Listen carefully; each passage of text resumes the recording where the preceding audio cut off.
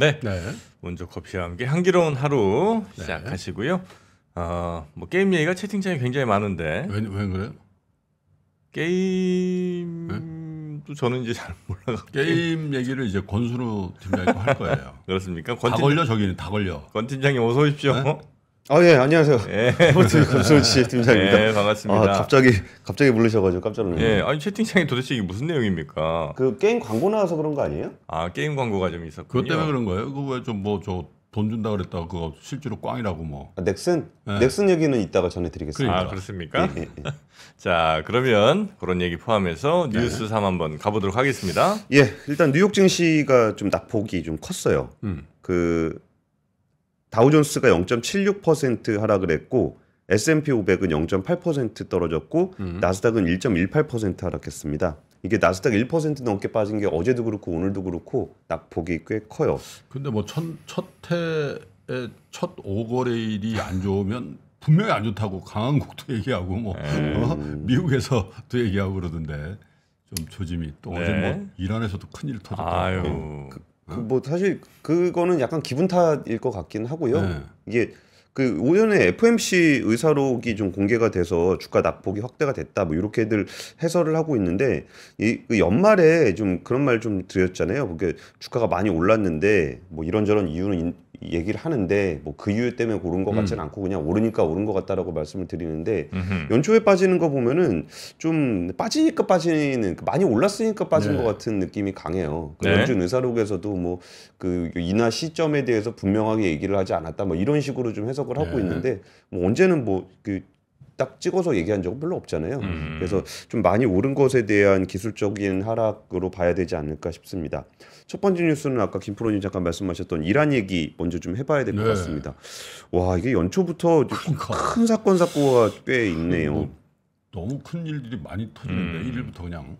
예, 이란 혁명수비대 가셈 술레이마니 사령관의 4주기 추모식에서 폭발 사고가 발생을 하면서 103명이 사망을 했습니다. 그러니까 100명이 넘는 사망 사고가 폭발에 의해서 발생했다라는 거는 굉장히 큰 일이죠. 그렇죠. 그리고 188명이 다쳤는데 이 중에 좀 그 치료를 받다가 또 사망하시는 분이 있을 수 있어서 좀 추가적인 사망자가 예상될 수 있습니다. 네. 그러니까 혁명수비대라는 거는 그 이란의 이제 국군이 따로 있고 정규군이 따로 있고 그 이슬람 체계를 수호하는 그쵸. 그 별도의 혁명 수비대가 있잖아요. 정예군이라고 봐야죠. 예, 그러니까 약간 종교적인 색깔을 그러니까. 좀 가지고 있는 군대죠. 그러니까 솔레이마니 사령관은 다들 좀 기억하실 텐데 그 이라크 바그다드 공항에서 드론으로 때려가지고 네. 죽여버렸었잖아요. 폭사시켜버린 거죠. 폭사시켜버렸었죠. 그래가지고 그때 굉장히 국민적 영웅으로 초대받았던 그렇게 막 무리해서라도 드론으로 좀 그 살해했던 맞아요. 그런 분이에요. 그러다 보니까 요즘에 이스라엘 하마스 전쟁까지 겹치면서 그 술레이마니 순교자 묘역에 수만 명의 추모객들의 행렬이 있었다는 거예요. 생각해 보면은 지금 한 100여 명 사망했다라고 하는데 이때 모였던 그 군중의 숫자를 생각하면은 네. 정말 무시무시한 사건이 아닐 수가 없어요.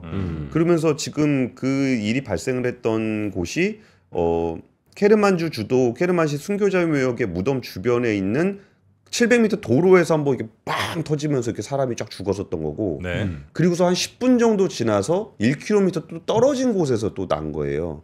그러니까 이거는 이렇게 단순하게 어떤 사건 사고로 보기는 좀 어려운 네네. 그런 상황이고 케르만주 부지사는 두 건의 폭발은 테러 공격으로 확인됐다라고 일단 이란 정부에서는 얘기를 좀 하고 있어요.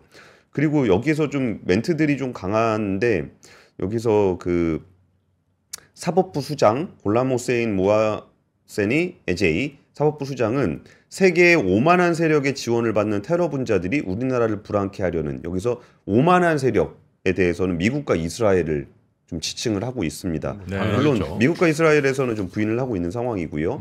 그 하메네이 이란 최고 지도자는 이런 재앙은 반드시 강경한 대응을 마주하게 될 것이며 이건 신의 뜻이다라고 좀 얘기를 해서 후폭풍이 좀 예상이 됩니다. 네. 미국하고 이스라엘을 약간 좀 지목하는 듯한 이런 느낌이더라고요. 예, 미국은 일단 아니라고 좀 얘기는 하고 네. 있는데 그런 상황이고 여기에 더해서 좀 이스라엘이 그 베이루트 레바논의 수도 베이루트의 남부를 공격을 했습니다. 드론으로. 그렇더라고요. 예, 그래서 여기서 뭐 왜 거길 공격했는지에 대해서는 그 이스라엘군 입장에서 성과겠죠. 하마스 정치국의 2인자인 살레히 아라루리를 사망했습니다. 또 죽었더라고요. 예, 여기는 하마스 군사 조직을 창설한 초기 멤버 중 한 명이라 또 이번에 하마스 기습 공격을 주도한 걸로 알려진 굉장히 거물급 인사입니다. 그러니까 이스라엘이 거기를 왜 공격했는지는 이 사람이 사망을 한 걸 봐서 이 사람을 타겟으로 공격을 했다라는 걸 좀 알 수 있는데, 그런데 이제 여기서 어쨌든 그 레바논에 있는 레바논 수도를 공격을 한 거니까 네네네. 여기에 대해서 지금 하마스를 비롯해서 헤즈볼라 뭐 그 레바논 임시총리도 이거 저기 유엔 안보리 할 거다. 네네네. 그래가지고 유엔 안보리에 긴급 항의를 제출할 거라고 지금 얘기하고 있는 근데 상황입니다. 그쪽은 우리 상식을 좀 벗어나는 것 같아. 예를 들면 레바논도 엄연한 국가죠. 국가잖아요, 국가. 그렇잖아요. 그 이스라엘이 아무리 자기가 싫어하는 사람이 거기 있다 하더라도 거기를 공격해. 그러면 레바논은 가만히 있나? 레바논 정규군이 있잖아. 그러니까 레바논 상황이 네.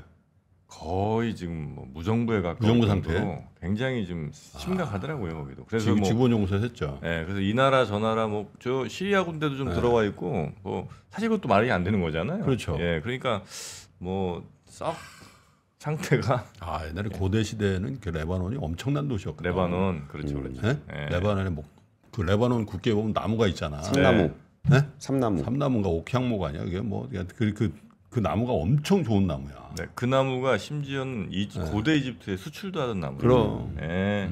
아유 다 나온다 하는 거. 하여튼 그렇습니다. 이게 좀 그 유가를 움직일 가능성이 꽤 있어 보입니다. 올랐죠. 3% 올랐어요. 예, 그러면은 이제 그 약간 좀 눌러져 있던 인플레이션을 자극할 가능성이 좀 있어서 그래서 미국은 아니라고 봐요. 바이든이 저런 거 할 이유가 없지. 굳이 이거를 유가 벌릴 올라가지고 이유가 지금 안 그래도 대통령석은 밀리는데 예, 그런 상황입니다. 이스라엘 쪽이 아마 그러면 했을 가능성. 그렇지 않을까. 근데 이스라엘도 굳이 지금 이란이랑 확전을 할 근데 뭐 다음 뉴스 넘어가겠습니다. 그 태형건설 어제 어떤 얘기 했었는지 그리고 거기에 대한 채권단들의 반응은 어떤지에 대한 이야기를 전해드리겠습니다. 어제 좀 긴 시간을 들여서 태형건설 워크아웃의 의미를 좀 설명드리면서 관전 포인트를 몇 가지 좀 짚어드렸잖아요. 예. 하나는 적극적인 의지는 말로 표현하는 것이 아니다. 돈으로 표현하는 것이다. 그거 한 말씀 드렸었고, 이 건설사 워크아웃에는 인질이 굉장히 많이 딸려 있다. 요 얘기를 좀 드렸었어요. 근데 어제 윤세영 태형그룹 창업회장이 와서 했던 얘기가 뭐였냐면은 진짜 그 채무를 상환한 기회를 주신다면 임직원 모두 사력을 다해 태형을 살려나겠다면서 이렇게 눈물을 흘렸고, 한마디로 태형은 살아날 가능성이 있는 기업이다라고 굉장히 강조를 했어요. 그 이 말 자체에 대한 진정성은 뭐 있을 겁니다. 창업회장이고 회사가 정말 이렇게 백척간두에 있는 상황에서 이해를 하겠는데 그러면은 뭘 냈냐? 그건 안 냈습니다. 그걸 안 냈고요. 그리고 또 뭐라고 얘기했냐면은 이대로 태형을 포기하는 것은 저만의 실패로 끝나지 않을 것이다.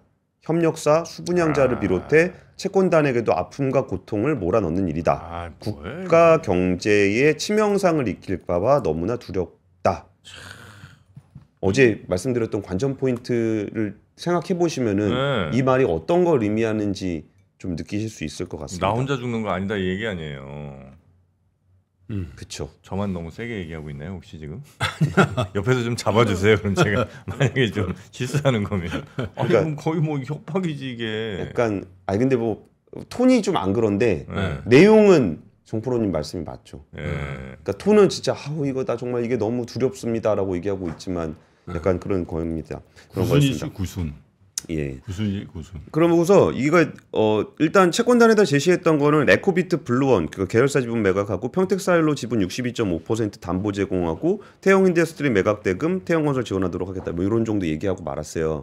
근데 그리고 나서 그 강석군 산업은행 회장이 별도의 기자회견을 가졌습니다. 네. 거기서 뭐라 그랬냐면은 이거 가지고는 채권단을 설득할 방법이 없다. 그러면서 그리고 이게 진짜 TY홀딩스가 태형건설을 살리겠다는 진정성을 느끼기 어려운 이유에 대해서 좀 설명을 했었는데요. 태형이 4가지 조건을 제시를 했었는데 뭐 계열사 매각 이것저것 있었는데 그러면서 이거 오늘 어제 행사 오기 전에 산업은행이 얘기했던 게 다 있었던 거예요. 4가지 조건이 있었는데 그 중에서 태형인더스트리 매각 대금 태형건설 지급하겠다고 이거 1,500억 지급하겠다고 약속해놓고서 400억만 태형건설 지원하고 또 나머지 또 그 TY홀딩스 그 돈 빌린 거 갚고 이러면서 이게 첫 번째 케이스고 네. 블루원 지분 담보 제공하고 이를 매각 추진하겠다고 했다가 이거를 당연히 태양건설 워크아웃에 사용된다는 걸 의미를 했었는데 네. 어제 말을 보니까 이 지분을 통한 자금을 TY홀딩스 채무를 갚는 데 사용하겠다고 얘기를 한다.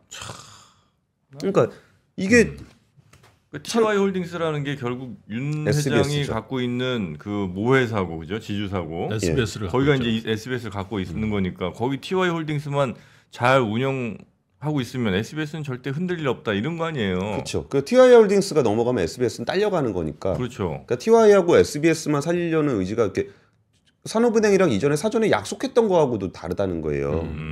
그래가지고 얘기 나오는 게 그러면 근데 여기서 이제 채권단이 거의 뭐 700여 곳 되고 뭐 그러는데 600곳이 왔다는데 이거를 이런 안을 들고 와서 아무리 산업은행이 이거 좀 워크아웃을 하고 싶다고 하더라도 이게 설득을 할 수가 없잖아요. 이거를 가지고는. 그래가지고 이제 굉장히 좀 난감한 상황에 대해서 산업은행에서 좀 유감을 표현했던 거고. 아니, 요거조차도 짜고 치는 고스톱 아니냐 이런 얘기가 나올 수밖에 없다는 겁니다. 그러니까 약간 별거 아닌 저 자구안 내놓고 예. 채권단에서는 화 불같이 내고 그럼 이제 태영 쪽에서 또 여기보단 조금 더 난 자구안 더 내고 그 다음에 채권단이 마지못해 받아들이는 그림 갈고 이거 또 너무 셌습니까? 네, 그런 시나리오가 될 수도 있는데 그러니까 태영에서도 끝나고 기자회견을 했어요. 네. 근데 태영은 야, 매불 같다 이거. 아니에요. 매불하고 싶구나 너. 아니. 그러니까 태영은 지금까지도 그래 왔지만 네. 그러니까 어제의 태도에서도 뭐 더 내놓으라는 거 있으면 내놓을게요. 그러니까 멘트가 정확하게 뭐냐면은 네. 11일 채권단 결정까지 시간이 있으니 주채권 은행을 통해 채권단 상황을 보고 검토하겠다. 그러니까 뭘 할지를 자기들은 뭐 할 만큼 한 것 같으니 뭐 하라 그러면은 뭔가 사제 출연 관련한 얘기였는데 네. 하라 그러면 가서 할게요. 이런 얘기였어요. 그러니까 이게 뭐 하라면 하긴 하겠다. 그러니까 그러니까 안을 냈는데 거기에 대해서 채권단에서 이건 말이 안 된다. 약속도 기존에 있던 약속도 잘 안 지킨 거다. 네네. 그리고 이거 약속 다 지켜도 부족하다. 이렇게 얘기를 하고 있는데 그랬더니 태영에서는 뭐 하라 그러면 할게요. 이렇게 얘기를 하고 하라고 했잖아. 아니 그 계열사 매각해갖고 돈 좀 갚고 마련하고 부족한 부분에 대해서는 주식 담보로 맡겨놓고 나중에 정상화되면 주식 다시 찾아오면 될 거 아닙니까? 심플하잖아요. 근데 결국 SBS네. 결국은. 참 어떻게 이게? 그러니까 이게 TY 입장에서는 네. 진짜 태영건설이 뭐 날라가야 하더라도 TY홀딩스하고 SBS를 지키기 위한 것들로 보이잖아요. 하는 것을 보면은. 네. 그럼 이렇게 지분 매각해서 태영건설 지원하라 그랬더니 그 돈 빼가지고 TY홀딩스 지원하고서 아유 남은 돈은 이거밖에 없네요. 그러면서 태영건설 쪽에 채권단에 내놓으면 이 채권단이 야 진짜 우리가 좀 손해 보면서 태영건설 지원하면 살릴 수 있을까? 라는 것에 대한 확신을 가질 수가 없잖아요. 그럼 이 상황에서는 그 뭐 저도 어제 뭐 여기저기 좀 연락을 좀 돌려봤는데 이게 700곳이나 되는 채권단이라고 얘기는 하지만 요거 이래저래 추리고 이것저것 빼고 이게 그 뭐 신협이나 단위농협 이런 데는 단수가 많아요. 신협은 신협 이렇게 들어오는 게 아니라 다 따로따로 들어오고 막 그러잖아요. 개별 사업자들이니까. 예. 개별 사업자는 맞긴 맞지 그게 사실은. 네, 맞긴 맞아요. 독립된 법인이니까. 네. 예, 근데 이제 의사결정을 개별적으로 안 하고 중앙회를 중앙에서 중심으로 할 한다. 가능성이 좀 있잖아요. 그럴 수 있겠지. 그래서 이래저래 추려가지고 한 500억 이상 익스포저 있는 메이저들을 계산해 보면 대충 한 60여 개 정도 된다고 산업은행 500억 이상이. 예, 강석훈 회장이 얘기하더라고요. 그러면은 700곳의 의사결정은 75% 하기는 좀 쉽지 않을지 몰라도 이 정도 이렇게 추려갖고 해보면 얼추 이게 좀 밀어붙였을 때 밀어붙일 수 있는 정도 분위기는 되는 것 같아요. 근데 여기서 중요한 거는 뭘 진짜 하겠다는 의지를 정확하게 보여줘야 돼요. 우리가 진짜 모든 걸 다 버려서라도 태영건설을 살리겠습니다. 라고 하고 채권단이 만약에 그걸 오케이 그럼 우리 한번 살려봅시다. 그러면 이제 그 다음부터 책임이 어디로 넘어가냐면 채권단으로 넘어가요. 이거를 기초법까지 통과시키고 네네. 기초법 이렇게 무리해서까지 통과시키고 기업 구조조정 촉진법. 예, 기초법 네. 구조조정 촉진법까지 통과시켜갖고 첫 번째로 받아가지고 부동산 PF 정리의 첫 번째 케이스거든요. 근데 이거 받아가지고 만약에 실패한다, 네. 태영건설 망한다. 그러면 이거 정부도 엄청 부담되는 일입니다. 이거. 그러니까 TY에서 이렇게 미적지근하게 해서 만약에 이거 채권단에서 부결된다. 이러면 그냥 죽도 밥도 안 되는 거고. 만약에 진짜 그러니까 TY에서 걱정하는 것도 그걸 거예요. 이렇게 야 우리가 올인해서 태양건설 살리겠다고 했는데 잘 안 되면 다 날아가는 거 아니냐. 이 걱정을 하는 거거든요. 아니 그 태영건설은 예. 그 TY 태영 입장에서는 예. 지금 이제 구조 뭐 이렇게 몇천억 정도가 있는 거잖아요. 예, 뭐 조금 이게 덜 있다고 얘기는 했는데 여기가 뭐. 그냥 싹 사라져 버리면 TY 입장에서는 더 깔끔한 거 아니에요? 마음이 불편할 수 있죠. 아니 그래놓고 한 2년 있다가 영태건설 하나 만들면 되잖아. 그럴 수 있죠. 이게 뭡니까? 또 제가 또 실수했나요? 아니 그 구조 빚 있는 거 하나 없애고 하나 새로 나중에 건설사 만들면 되잖아요. 네, 그거는 뭐 법인과 과한 추측이었던 것 같습니다. 제가 네. 과한 추측이라서 좀 머뭇거린 게 아니고 네. 다른 생각들이 자꾸 나서 그랬어요. 그렇습니까? 이게 뭐 이렇게 주주 간에 그럼 TY 홀딩스 개인 주주들은 어떡하냐 막 이런 것들이 자꾸 생각이 나가지고 네. 이렇게 법인과 사인의 구분이라든 이런 게 자꾸 생각나서 그런 건데 제가 말씀드리고 싶었던 거는 TY 홀딩스 입장에서는 만약에 다 집어넣었다가 태영건설 망해서 다 망가지는 것을 걱정하고 있는 건데 만약에 이걸 다 집어넣겠다고 해갖고 워크아웃에 들어가잖아요. 그럼 이런저런 재반 상황들이 이거는 그냥 일개 채권단의 문제, 산업은행 정도가 문제가 아니라 이 정부 쪽에서도 굉장히 부담되는 일이에요. 그럼 이거 받아다가 무조건 살리려고 할 겁니다, 진짜로. 그래서 살아났던 기업들이 예를 들어 두산그룹 같은 경우에 네. 진짜 그 두산건설 무너졌을 때 막 두산중공업 주가를 막 흔들고 거기 주주들의 원성을 사면서까지 그냥 다 갖다 두산건설에다 쏟아넣었잖아요. 네네. 살았어요. 그러니까 그걸 다 살려놨잖아요, 지금. 그리고 금호그룹 같은 경우도 결과적으로 잘 안 됐지만 네. 박상구 회장이 그 자기 그 금호석유 지분 다 팔아다 집어넣고 뭐 금호 그 산업 지분, 금호 타이어 지분 다 갖다 집어넣었잖아요. 네. 그러니까 어떻게든 다시 살려줬어요. 거기에 대한 문제 제기도 많이 나오지만 이게 부담이 일로 넘어가는 거거든요. 그래서 이런 상황에서는 좀 너무 이렇게 좀 감정적인 표현 쓰고 싶진 않은데 네. 사직생의 각오로 안 가면 설득하기 쉽지 않아요. 그래서 다음 스케줄이 뭐예요? 그래서? 다음 스케줄은 11일에 채권단 회의를 열어요. 네. 그러면은 채권단 회의를 열어서 투표를 할 겁니다. 아, 이거 받을 거냐 말 거냐? 예. 그러면 최소한 10일까지는 정말 나머지 채권단들을 설득할 수 있는 안을 가져가야 그러니까 돼요. 추가 자구책 같은 걸 내야 된다는 거죠? 예. 근데 여기서 지금 그쪽에서 뭐 하라 그러는 거 있으면 할게요. 요 정도 태도로는 설득하기가 쉽지 않을 겁니다. 네네네. 일주일 딱 남았습니다. 일주일. 네. 일주일 동안 무슨 자구책을 더 내는지 한번. 자, 제반 그 다른 이 현장의 목소리는 박은정 이사한테 좀 들어봅시다. 네. 네. 형님 왜 이렇게 말씀이 없으세요? 뭐 혹시 뭐 걸리는 거 그게 아니라 당연히 워낙 세게 나가니까 내 여지가 없어지잖아. 알겠습니다. 나한테도 좀 기회를 주세요. 근데 여기서 그 네. 정프로님이 조금 이렇게 언짢아하실 수도 있을 만한 내용도 어제 있었는데 네. 뭐가 있었냐면은 이게 제가 보기에 채권단의 태도가 그렇게 강력하지 않아요. 그러니까 제 얘기가 그겁니다. 여기서 뭐라 그랬냐면 네. 네 가지 안, 아까 SBS가 포함되지 않는 네 가지 안이 확약하면 그걸로 채권단을 설득할 예정이라고 강석훈 회장이 그랬거든요. 네. 그리고 사제 출연 관련해서도 사제 출연은 어느 정도라기보다는 워크아웃이 진행되다 보면 필요한 자금이 있다. 그런 경우가 되면 그런 것들도 검토할 수 있지 않겠냐. 그렇게 강력하지 않아요. 그럼에도 불구하고 그 정도도 지금 만족을 못 시키고 있는 상황입니다. 태형 맞춤형으로 법안 통과시켜주고 워크아웃 가능하게 만들어주고 돈 갚아야 되는 날도 열흘 미뤄주고 한 상황. 은행들은 정치권의 눈치를 볼 수밖에 없고 은행들이 세 번째 뉴스가 SBS 상당히 오랫동안 다녔거든요 여기. 저요? 네. 아니 뭐 이게 직원은 아니었지만 하여튼 뭐 출연은 많이 한 10년 다녔지. 한 10년 했죠. 예. 네. 예, 저도 SBS에 대한 사랑이 목동 거기 사옥 갈 때마다 전 목동 지나칠 때마다 마음이 아련한 사람입니다. 예, 잘 됐으면 좋겠어요. 예. 그러나 이건 아니라는 겁니다. 네. 네. 예. 세 번째 어쨌든 뉴스. 사직생의 각오로 한다면 네. 태형건설을 살릴 수 있는 길이 있을 수 있다. 네. 라는 얘기를 드리고요. 제가 아까 전에 아까 뭐 광고를 제가 말씀을 드렸던 게 저희가 앉아서 원고를 쓰다가 월스트리트모닝포스트를 듣다가 그 갑자기 광고가 나오는데 뭐라고 광고가 나왔냐면 기억하는가 PC방에서 컵라면으로 밤을 지새던 그 시절 친구들과 함께 들판을 달리고 노력만으로 강해질 수 있던 그 시절 요라는 키워드가 나오더라고요. 뭔가 봤더니 카카오 게임즈의 롬 리멤버 오브 마제스티 광고였어요. 네? 근데 그 중에 제가 이게 왜 갑자기 이렇게 신경이 쓰였냐면은 노력만으로도 강해질 수 있었던 그 시절. 아 요즘 이제 현질을 해야 되는데 돈 내야 되는데.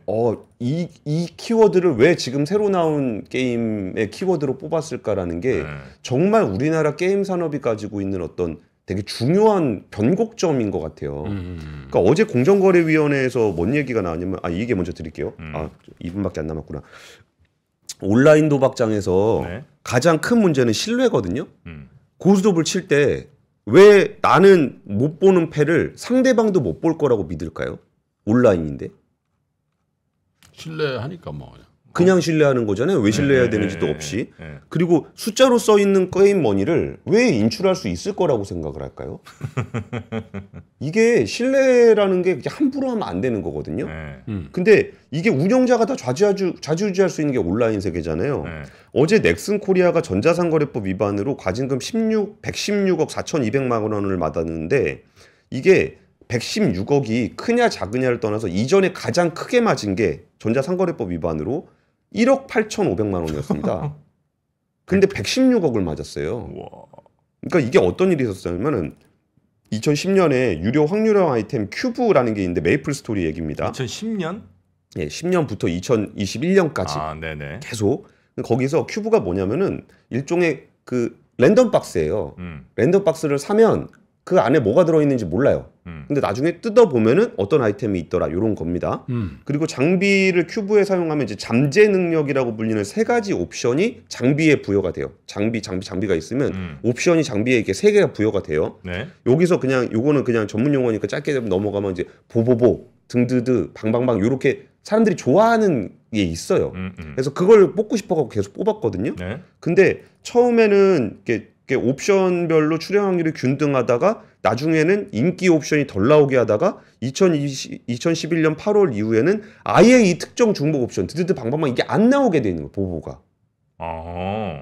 뽑아도 안 나와요. 원래는 그냥 저 랜덤으로 다 확률상 그냥 한 번씩 나오거나 이래야 되는데. 아니 넥슨 여기 좀 먹고 살만 한대잖아. 왜 그런 짓을 했어? 그리고서 큐브의 기능에는 변경사항이 없고 기존과 동일하다는 공지까지 발표를 해요. 거짓 공시네. 그러니까요. 그러니까 뽑으면 나올 거라고 생각하는 게 기본 신뢰 아닙니까? 근데 뽑아도 안 나와요. 몇 번 중에 한 번. 옛날에 저 국민학교 다닐 때 학교 앞에 그 아저씨 가위바위보 말고 그 애들 기저귀 그 고무줄 있잖아. 네. 분명히 2개 보여서 긴 거 짧은 게 있거든. 보여주고 잡는데 꼭 잡은 것만 나와. 그것도 하셨어요? 50원. 50원이요? 아이고, 지금 그런 거 이번에 아니야. 큐브 사느라 돈 많이 쓴 사람 2억 8천만 원을 썼어요. 한 명이? 예. 이 사람도 물어줘야지 그거는. 그리고 요 큐브 판매한 게 네. 메이플 스토리 전체 매출의 30%를 차지했어요. 안 되지. 이게 우리나라 게임사들이 어떤 유료에 대한 부분들을 고민을 하다가 여기서 진짜 이게 잔잔바리들 하고 뭐 장사하는 것보다 큰 손들이 정말 중요하게 된다라는 거를 인식하고서 이런 확률형 게임에 대해서 진짜 많이 하고 지금 너무나 많은 그 신뢰를 잃고 있거든요. 그런 것들을 그럼 어떻게 극복해서 또 다른 유료 돈을 낸다는 것도 신뢰를 기반으로 하니까 내는 거잖아요. 그러니까 이런 부분들을 어떻게 좀 회복할 것인가에 대한 고민 좀 정말 진지하게 해야 될 거라는 생각이 들었고 그러다 보니까 이렇게 신규 게임이 나왔을 때 노력만으로 강해질 수도 있던 시절이라는 표현까지 나온 게 되는 게 아닌가 싶습니다. 이거 110몇 억은 무조건 내야 되는 거야? 아니면 실제 저 또 무슨 행정소송 이런 거 해갖고 또 깎아주고 뭐 이렇게 되는 거예요? 네, 넥슨은 행정소송 갈 것 같습니다. 아니 근데 행정소송이 문제가 아니라 저 사람들한테 물어줘야지. 2억 몇 천만 원 한 사람한테 물어줄 수 있나? 아니 뭐 나온다고 해서 했는데 네. 아예 가능성이 없는 걸 나온다고 거짓 공시하고 하라 그랬잖아. 네. 그래 안 물어줘요? 굳이 얘기하시니까 개인들이 읽어드리겠습니다. 아마 이거는 저 따로 소송해야 되는 거 아니에요? 이번 사안은 네. 확률형 아이템의 정보 공개에 대한 고지 의무가 없었던 2016년 이전의 일입니다. 넥슨의 입장이에요? 법적 책임 없다. 0이어도 상관없다는 거네 공지 안 그러니까 했어. 뭐 현재 서비스와는 상관이 없다. 현재는 공지하고 있다 이렇게 얘기해요. 아 그래요. 자 게임 소식까지 와 뭐 분노의 뉴스들이 오늘